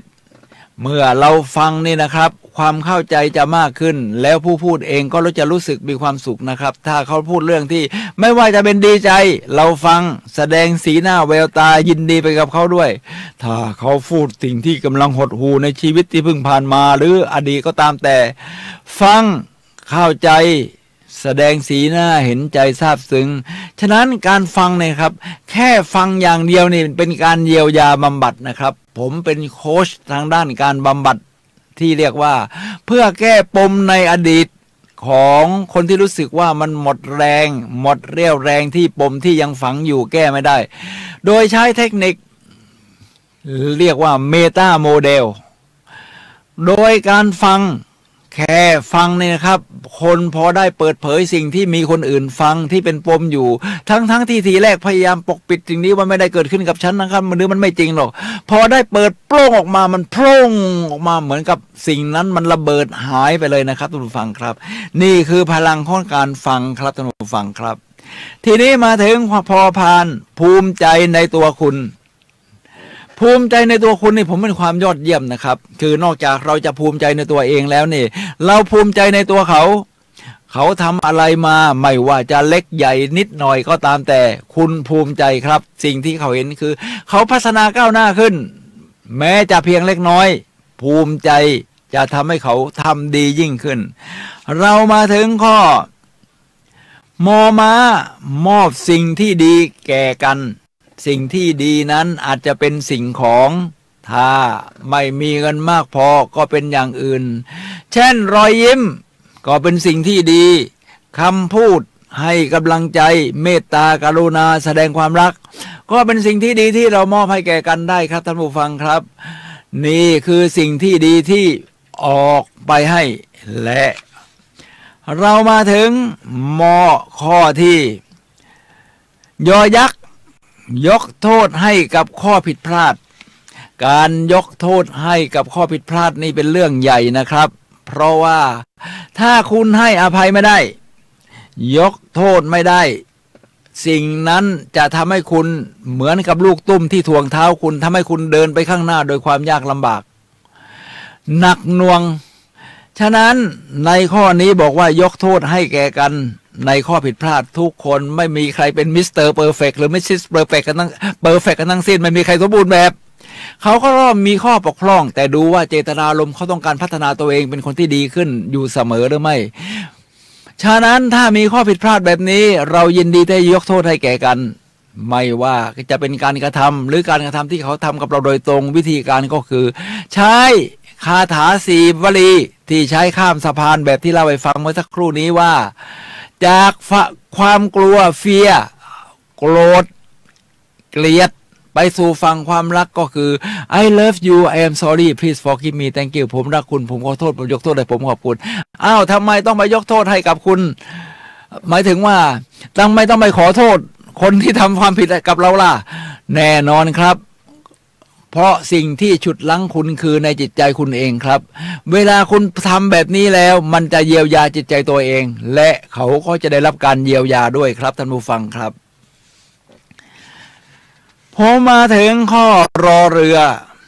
ในข้อรอเรือรักคุณที่เป็นรักคุณที่เป็นก็คือภาษาหลักการอบรมเขาเรียกว่า being อ่ะคือชอบคือรักใน being ของคุณในสิ่งที่คุณเป็นอ่ะในสิ่งที่คุณเป็นไม่ว่าอยากดีมีจนอะไรนี่นะครับสิ่งที่คุณเป็นแต่ต้องรู้ว่าเจตนาคุณพร้อมที่จะพัฒนาไปสู่ความยอดเยี่ยมไหมรักสิ่งที่คุณเป็น ผมชอบดูหนังครับตอนนี้กำลังดูเรื่องกระบี่เย้ยยุทธจักรของกิมยงอยู่โอ้นี่มีหลายเวอร์ชั่นครับดูเวอร์ชั่นปี 2013เป็นหนังที่ยอดเยี่ยมและหนังที่ว่านี้นี่นะครับท่านผู้ฟังครับมีเอกลักษณ์ของแต่ละคนที่ไม่เหมือนกันสร้างตัวละครได้เก่งจริงๆไม่ว่าจะเป็นพระเอกนะครับไม่ว่าจะเป็นนางเอกซึ่งเป็นหัวหน้าพรรคมันพระเอกของเราก็เรียกว่ามีบุคลิกของตัวเองแต่ละคนเป็นบุคลิกของตัวเองที่ความสัมพันธ์ที่ยอดเยี่ยมคือยอมรับในความเป็นของแต่ละคนนะชนะฝ่ายพระเอกฝ่ายนางเอกนี่จะเป็นแนวนี้นะครับคือยอมรับซึ่งกันและกันได้แต่ถ้าฝ่ายเป็นฝ่ายอธรรมคือก็อยากจะไปเปลี่ยนคนอื่นอยู่เรื่อยอยากให้เองต้องเปลี่ยนแบบนี้นะเปลี่ยนแบบสไตล์ที่ข้าต้องการนะแกถึงจะเป็นมิตรท่านผู้ฟังครับนี่เรียกว่ารักคุณที่เป็นคุณก็คือ being เนี่ยแหละครับมาถึงข้อลอลิงละเอียดอ่อนกับความรู้สึกละเอียดอ่อนกับความรู้สึกนี่นะครับความรู้สึกเป็นสิ่งสำคัญครับ feeling เพราะเวลาเราฝึกสติปัฏฐาน4ก็กายเวทนาจิตธรรมอยู่แล้วเวลาคนสื่อสารกันเนี่ยนะครับ people mean more than what they say นี่เป็น mindset ของ NLP บอกว่าเวลาคนสื่อสารกันสิ่งที่เขาสื่อสารนะไม่ได้พูดออกมาหมดหรอกเขามีสิ่งที่อยู่ในใจที่มากกว่าคำพูดของเขาเราดูที่ความรู้สึกนะครับกระแสความรู้สึกที่ออกมาเรียกว่าละเอียดอ่อนกับความรู้สึกนะครับท่านผู้ฟังครับทีนี้มาถึงวอแหวนไว้ใจกันได้ไว้ใจกันฉะนั้นเมื่อเราไว้ใจกันนี่นะครับจะทำให้เราวางใจเชื่อถือเขามาถึงข้อคอสลาครับศึกษานิสัยที่แท้จริงศึกษานิสัยที่แท้จริงนี่หมายความว่าบางทีต้องใช้เวลายาวๆนานๆแต่ผมก็ยังย้ำคำนี้ว่าดูว่าเจตนาเขาอยากพัฒนาไปสู่คนที่ยอดเยี่ยมขึ้นไหมข้อที่เสือสังเกตความเปลี่ยนแปลงสังเกตความเปลี่ยนแปลงนี่นะครับเรียกว่า ecology check คือแต่ละคนจะมีการเปลี่ยนแปลงตอนนี้ขอพูดถึงเรื่องวิ่งอีกผมก็พัฒนาเรื่องการเปลี่ยนแปลงเนี่ยนะครับเป็นระยะก็เรียกว่าเป็นแนวโน้มที่ดีตอนฝึกวิ่งใหม่ๆนี่กลับไปบ้านเจ็บเข่าเจ็บขาเจ็บน่องเจ็บอะไรไปหมดเลยนะครับต้องทาครีมแก้ปวดแก้เมื่อยกันเดี๋ยวนี้มันหายไปครับมันยังเหลือเรื่องเวลาเราวิ่งนี่ต่อเนื่องนี่มันเรื่องของความเหนื่อยมีการวัดการจังหวะการเต้นของหัวใจว่าฮาร์ทเรทเรากี่ครั้งต่อนาทีอะไรทำนองนี้นะครับนี่คือเรื่องของเรียกว่าสังเกตการเปลี่ยนแปลงผมมีคนหนึ่งที่จะเอ่ยชื่อถึงนะครับเพื่อเป็นเพราะว่าท่านผู้นี้ได้สร้างความเปลี่ยนแปลงให้กับนักวิ่งมากมายคนนี้คือครูดินครับท่านผู้ฟังครับครูดินนี่ท่านสอนฟรีเลยนะครับที่สวนลุมพินีตอนเช้าเนี่ยนะครับแล้วมีคนที่ไปเรียนรู้กับท่านมากไม่ว่าจะเป็นนักวิ่งแบบไหนรวมทั้งแม้กระทั่งนักวิ่งที่เป็นหมอก็ไปเรียนกับครูดินแนะนำว่าเวลาเราซ้อมวิ่งระยะไกลเนี่ยนะครับอย่าสลับเดินจากนั้นมาเวลาเดินนี่ผมก็ไม่นับเลยถ้าวอร์มอัพเสร็จแล้วระหว่างวิ่งนี่ก็ต่อเนื่องไปยาวกี่นาทีจับได้แค่ไหนแค่นั้นมันก็พัฒนาดีขึ้นเรื่อยๆครูดินเพิ่งมาสอนที่มหาวิทยาลัยเชียงใหม่เมื่อ3 วันเองที่สนามกีฬากลางผมพยายามจะติดตามท่านเพราะเมื่อวันที่13 กุมภาพันธ์นี่แหละครับผมพยายามติดตามเพราะว่าเขาขึ้นโชว์โฆษณาอยู่ที่บอร์ดเนี่ยนะครับแต่ว่าเสิร์ชเข้าไปในอินเทอร์เน็ตหาไม่เจอบังเอิญวันนั้นเขาเรียกว่าดวงมันจะต้องเกิดกฎในการดึงดูดกันและกันผมตั้งใจจะไปซ้อมวิ่งเจอท่านมาพอดีกำลังจะสอนคนที่จะมาเรียนไปฟังด้วยเป็นความยอดเยี่ยมครับครูดินสอนนี่นะครับผมจะได้วิ่งถูกวิธีเสียทีไม่ว่าจะเป็นการยกขาวางขาการแกว่งมือการตั้งลำตัวรวมทั้งการหายใจดีเป็นสิ่งสำคัญผมว่าวิ่งนี่นะครับเอาของครูดินเพราะครูดินผมว่าเขาใช้สติปัฏฐาน4นะรู้ตัวทั่วพร้อมหายใจเข้า3 จังหวะหายใจออกนี่นะครับหายใจเข้าเพื่อให้เราวิ่งได้อย่างน้อย2 ก้าวหรือ3-4 ก้าวยิ่งดีแสดงว่าเราหายใจยาวเราต้องการออกซิเจนเยอะนี่แหละครับท่านผู้ฟังครับเสือเรียกว่าสังเกตการเปลี่ยนแปลงต่อไปคือหอหีบเห็นคุณค่า value เหมือนกับที่จอห์นซีแม็กเวลบอกว่าเห็นคุณค่าแล้วก็หน้าที่ของผมเขาเป็นวิทยากรระดับโลกอะเพิ่มคุณค่าให้กับคนอื่นฉะนั้นวิสัยทัศน์ของผมเวลาเราทำริชวลพิธีกรรมศักดิ์สิทธิ์ตอนเช้าสำหรับวิถีชีวิตเราเนี่ยครับเราต้องมีวิชั่นวิสัยทัศน์ก็คือหาจุดเด่นเพิ่มคุณค่าให้กับคนอื่นก็ถือว่าเป็นวิสัยทัศน์อย่างหนึ่งที่ผมชื่นชอบครับเรามาถึงตัวอ่างอธิบายในสิ่งที่ไม่เข้าใจถ้าเขาไม่เข้าใจก็ต้องมีความมานะพยายามที่จะอธิบายนะครับข้อสุดท้ายฮอนฮูกเฮฮากับคุณได้ทุกเวลาไอ้อย่างนี้สิมันผมว่ามันยอดเยี่ยมถ้าเป็นกัลยาณมิตรกันจริงๆแท้จริงเจอกันเรียกว่าคุยกันได้ทุกเรื่องว่างั้นเถอะแล้วถ้าอยากจะเฮฮาไม่ว่าจะเป็นบรรยากาศแบบไหนคุณก็เฮฮากับเขาได้พูดถึงนักวิ่งอีกผมชอบบรรยากาศเวลาไปวิ่งเวลาเขาจัดงานวิ่งไม่ว่าจะเป็นฟันรันมีมินิมาราธอนฮาล์ฟมาราธอนบรรยากาศนี่มันเรียกว่าเฮฮาครับก่อนวิ่งก็มีการวอร์มอัพมีการเต้นแอโรบิกเพื่อให้ร่างกายอบอุ่นเสร็จแล้วพอตอนวิ่งนี่ทุกคนก็หน้าชื่นตาบานระหว่างทางอาจจะโดดเดี่ยวอยู่บ้างข้างเราไม่มีคนอื่นพอไปถึงจุดฟินิชจุดสำเร็จทุกคนก็มาเฮฮาต้อนรับนี่นะครับฉะนั้นทุกคนก็จะเฮฮาปาร์ตี้ทุกคนเอนโดรฟินหลั่งนี่เพราะส่วนใหญ่เราก็วิ่งหรือออกกำลังกายมาเกิน30นาทีเอนโดรฟินเป็นฮอร์โมนความสุขก็จะออกมาเฮฮาแบบนี้แหละครับท่านผู้ฟังครับนี่คือหัวข้อที่เราคุยกันในวันนี้ที่ชื่อว่ารักแบบกอไก่ถึงฮอนฮูกผมขอขอบคุณคนเขียนจริงๆนะครับถ้าท่านช่วยประกาศชื่อท่านหน่อยในวันเสาร์ถัดไปผมก็จะมาแจ้งให้ท่านผู้ฟังทราบว่าคนที่เขียนหัวข้อนี้และก็ให้รายละเอียดมาตั้งแต่กอไก่ถึงฮอนฮูกนี่ชื่ออะไรกันแน่เป็นสิ่งที่เราจะสำนึกบุญคุณท่านครับแกรติจูดครับท่านผู้ฟังครับ